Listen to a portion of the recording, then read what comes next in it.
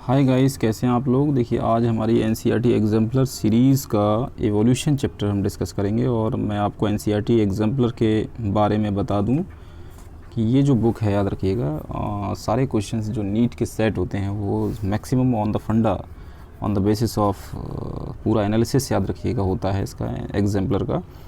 और काफ़ी अच्छे क्वेश्चंस हैं और अगर आप एग्जाम्पलर सीरीज़ लगाते हैं तो आपको एनसीईआरटी का कंसेप्चुअल बेसिस की नॉलेज होगी। चलिए स्टार्ट करते हैं one by one. First question क्या है, देखिए, which of the following is use as atmospheric pollution indicator. आपको बताना है कि इसमें से कौन सा ऐसा है जो एटमॉस्फेरिक पॉल्यूशन इंडिकेटर की तरह इस्तेमाल किया जाता है। तो याद रखिएगा, लाइकेन जो है, याद रखिएगा, लाइकेन को इस्तेमाल किया जाता है। लाइकेन को पॉल्यूशन इंडिकेटर की तरह यूज़ किया जाता है। चलिए आगे की तरफ बढ़ते हैं। और लाइकेन के बारे में यह है कि वो जहाँ पे देखा होगा आपने, लाइकेन की ग्रोथ वहाँ ज़्यादा होती है जहाँ पॉल्यूशन बहुत होता है, क्योंकि ये बहुत बड़ा एब्जॉर्बर है और इंडिकेटर है ना। ये सल्फ़र डाइऑक्साइड का कितना कंसंट्रेशन है एयर में, उसको इंडिकेट करता है। तो पॉल्यूशन जहाँ ज़्यादा होगा वहाँ इनकी ग्रोथ ज़्यादा होगी, याद रखिएगा। तो एक बहुत बड़ा पॉल्यूशन का इंडिकेटर, बी इज़ करेक्ट। चलिए अगला क्वेश्चन है, the theory of spontaneous generation state that. जो स्पॉन्टेनियस जनरेशन की थ्योरी है वो क्या डील करती है। तो याद रखिएगा, जो स्पॉन्टेनियस जनरेशन की थ्योरी है, life arrows from living only. क्या ये डील करती है कि लाइफ लिविंग से ही आती है? ये बिल्कुल गलत है स्पॉन्टेनियस का। Life can arise from both living non living, ये भी गलत है। ये स्पॉन्टेनियस जनरेशन है, life can arise from non living things only. ये स्पॉन्टेनियस जनरेशन का आइडिया है कि लाइफ नॉन लिविंग से आती है। जैसे रेडी ने तो नहीं किया था उससे पहले कि एक्सपेरिमेंट हुए, काफ़ी एक्सपेरिमेंट हुए कि भाई एक शर्ट को 21 दिन तक जो है अगर किसी बंद जगह पे रख दिया जाता है, किसी मटके के अंदर, तो उससे जानदार पैदा हो जाते हैं। तो इस थ्योरी को रिजेक्टेड कर दिया। नॉन स्पॉन्टेनियस जनरेशन जब थ्योरी आई तो वो उसने इसको रिजेक्ट किया। तो स्पॉन्टेनियस जनरेशन क्या कहती है, life can arise from non living things only. ये नॉन लिविंग थिंग्स का आइडिया देती है। सी इज़ करेक्ट। चलिए आगे बढ़ते हैं। एनिमल हस्बेंड्री कह रहे हैं, जो animal husbandry and plant breeding programme are the examples of. ये किस चीज़ के एग्जाम्पल हैं? तो याद रखिएगा, ये जो हैं आपके आर्टिफिशियल सिलेक्शन के एग्जाम्पल हैं। इनको काफ़ी मॉडिफाई किया गया है और इनकी ब्रीड को अच्छा किया गया, इनका नंबर इंक्रीज। तो इट इज़ आर्टिफिशियल सिलेक्शन, क्योंकि आप किसान क्या करता है, फार्मर, वो कुछ अच्छे किसान है या कोई साइंटिस्ट है वेटरनिटी, वो अच्छे डिज़ायरेबल कैरेक्टर अपने बेसिस पे चूज़ करता है, ना कि कुदरत के बेसिस पे, नेचर के बेसिस पे नहीं। तो उस हिसाब से इसका बी इज़ करेक्ट। अब देखिए, palaeontological evidence for the evolution refers to. Palaeontology fossil से रिलेटेड है, याद रखिएगा, और डेवलपमेंट ऑफ एम्ब्रियो डील करता है ये, या होमोलोगस ऑर्गन। आगे ऑप्शन देखते हैं, आगे क्या है इसके ऑप्शन। तो देखिए आगे की तरफ अगर ऑप्शन देखें थर्ड के, फॉसिल। देखिए पैलियंटोलॉजी में बता रहा था फॉसिल, तो पैलियंटोलॉजिस्ट जो फॉसिल की स्टडी करते हैं वो पैलियंटोलॉजिस्ट कहलाते हैं। Palaeontology study of fossil. तो सी इज़ करेक्ट, फोर्थ, ठीक है। अगला क्वेश्चन है,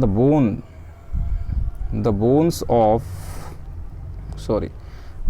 of four limbs of whale मछली हो गई, bat, cheetah and man are similar in structure because. इनकी सबकी जो सिमिलरिटी है वो किस बेसिस पे है आपको बतानी है।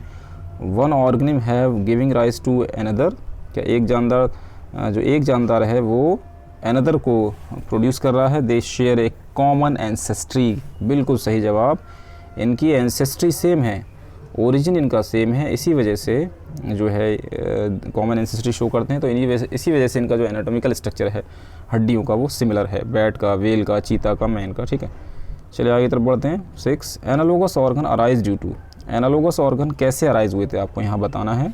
तो याद रखिएगा, ये कन्वर्जेंट इवोल्यूशन की वजह से हैं, याद रखिएगा। होमोलोगस डाइवर्जेंट है और एनालोगस क्या है, convergent evolution. D is correct. अगला क्वेश्चन है, ये क्या बताता है, p + q² = p² + 2p + q² = 1 represent an equation used in. इस इक्वेशन को कहाँ इस्तेमाल किया जाता है। तो याद रखिएगा, इस इक्वेशन को पॉपुलेशन जेनेटिक्स में यूज़ किया जाता है और हार्डी-वीनवर प्रिंसिपल की इक्वेशन है ये। चलिए आगे बढ़ते हैं। Appearance of antibiotic resistance bacteria is an example of. मतलब जो एक तरीके से एंटीबायोटिक रेजिस्टेंस बैक्टीरिया जो पैदा हुआ, अपीयर हुआ, वो किसकी एग्जाम्पल है। तो वो एग्जाम्पल है pre existing variation in the population. जो प्री एग्जिस्टिंग वेरिएशन पॉपुलेशन होते हैं उसकी सबसे बेहतरीन एग्जाम्पल है चलिए आगे की तरफ बढ़ते हैं। Question number 9, evolution of life, evolution of life show that life forms had a trend of moving from, मतलब जो लाइफ का एवोल्यूशन हो रहा है, ह्यूमन है, जो भी लाइफ है, वो किस तरीके से ट्रेंडिंग ऑफ मूविंग फ्रॉम, किस तरफ जा रहा है वो, लैंड से वाटर की तरफ, ड्राई लैंड से वेट लैंड की तरफ, फ्रेश वाटर से सी वाटर की तरफ, वाटर टू लैंड। ये सबसे बेहतर याद रखिएगा, जितनी भी एवोल्यूशन की थ्योरी हैं, एनिमल्स ने अपने आप को वाटर से लैंड की तरफ अडेप्ट किया, तो D is correct. Variations is consider, कह रहे हैं कि viviparity is consider to be more evolve because, कह रहे हैं जो विविपेरिटी है वो ज़्यादा इवॉल्व क्यों है, क्या रीज़न है उसका। The young ones are left on their own, जो बच्चे होते हैं खुद ब खुद छोड़ देते हैं पेरेंट्स को। The young ones are protected by thick shell, क्या यंग वंस थिक शेल जो होती है कैल्शियम कार्बोनेट की, उससे प्रोटेक्ट हैं। The young ones are protect inside, क्या यंग वंस जो होते हैं are protect inside the mother body and are looked after they are born leading to more chance of survival, क्योंकि यहाँ बताएं जो भी यंग वंस होते हैं वो मदर के बॉम में, यूट्रस में प्रोटेक्ट रहते हैं, और जैसे ही बॉर्न होते हैं और दैट इज ज़्यादा से ज़्यादा चांस होता है उनका सर्वाइवल का।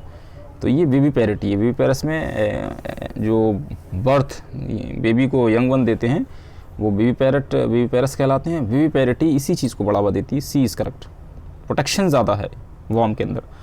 क्वेश्चन नंबर 11, फॉसिल पे देखिए एक क्वेश्चन और आ गया। फॉसिल्स आर जनरली फाउंड, कहाँ पाए जाते हैं, कौन सी रॉक में पाए जाते हैं fossil, igneous rock, sedimentary rock, metamorph, यानी तो याद रखिए सेडिमेंट्री रॉक इनका सबसे बड़ा ज़ख़ीरा है फॉसिल का, A is correct. Question number 11 से हम आते हैं 12 की तरफ। देखिए चलिए आ गया, for the MN blood group, है ना, ये देखिए for the MN blood group system the frequency of M and N alleles are 0.7 and 0.3. the expected frequency of M and blood group bearing organ like to be कितना होगा, आपको इसमें बताना है कितना होगा। तो याद रखिएगा वैसे तो ये 42% है, आपको कैलकुलेट करना पड़ेगा, ए इज़ करेक्ट है। तो आप कैसे कैलकुलेट करेंगे, तो याद रखिएगा इसमें जो हार्डी वीनबर्ग का प्रिंसिपल है वो लगाइएगा आप। तो हार्डी वीनबर्ग का प्रिंसिपल क्या होता है आपका, P + Q = 1 होता है। अगर स्क्वायर कर देंगे तो P² + Q² + 2PQ। अब उसने आपसे फ्रीक्वेंसी पूछी किसकी है, तो वो MN की, इसमें एक्सपेक्ट MN ब्लड ग्रुप की पूछी है। तो MN क्या है आपका, M में इसका देखा जाए 0.3 है, और इसका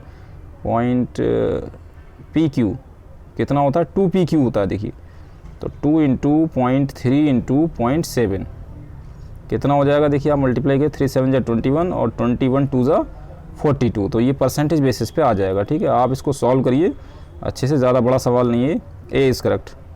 चलिए आगे तरफ हैं, विच टाइप ऑफ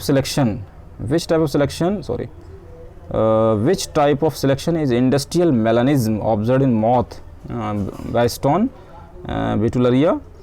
बाइटुलरिया, ठीक है, वेस्टर्न बाइटुलरिया के अंदर जो किस टाइप का इंडस्ट्रियल मेलानिज्म दिखाई दिया, क्या वो स्टेबलाइजिंग था, क्या वो डिस्ट्रप्टिव था, डायरेक्शनल था या आर्टिफिशियल था, आपको इसमें बताना है। तो याद रखिएगा वो डायरेक्शनल था, क्योंकि वो अपने आप को अडेप्ट कर रहे थे चेंजिंग इन्वायरमेंट में। इंडस्ट्रियल एवोल्यूशन से पहले फैक्ट्रीज़ बहुत कम थी तो उनका कलर वाइट था, जैसी इंडस्ट्रीज बढ़ती गई कलर चेंज होता गया, और उस पेड़ पे, जिस पेड़ पे वो रहा करते थे, very good example of directionalism, direction की बेस्ट एग्जाम्पल है। The most accepted lines of descent in human evolution, human evolution में सबसे मोस्ट डिसेंडेंट कौन सा है, आपको इसमें बताना है।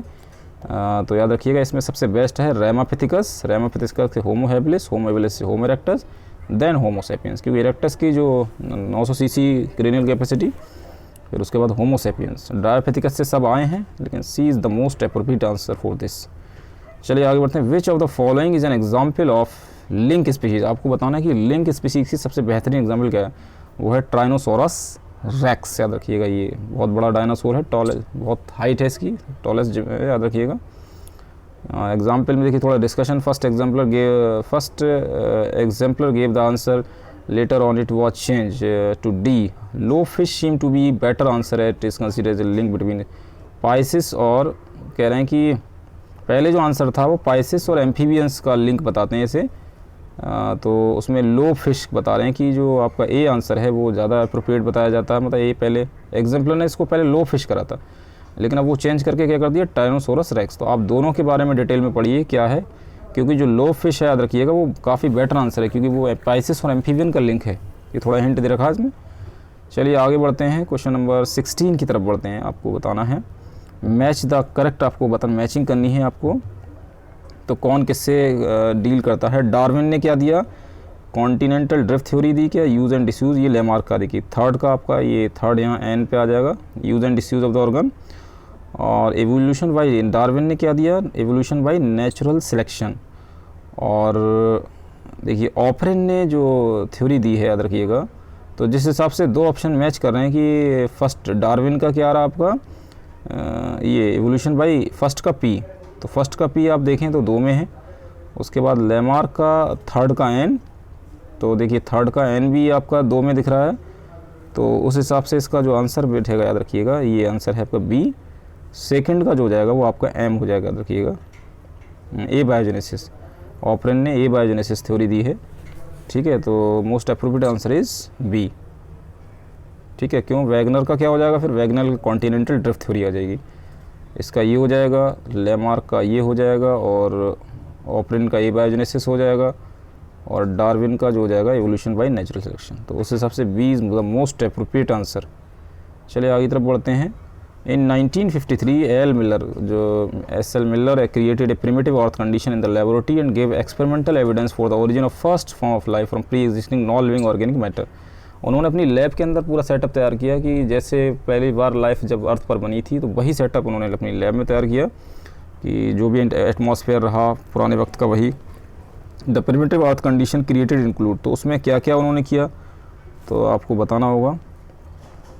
चलिए बताते हैं क्या क्या हुआ, उसमें क्या क्या कंडीशन को मेंटेन किया गया। तो याद रखिएगा इसमें हाई टेम्परेचर था याद रखिएगा, वॉल्केनिक स्टॉर्म्स, रिड्यूसिंग एटमॉस्फेयर, उसमें गैसेस थी मीथेन, अमोनिया, इट।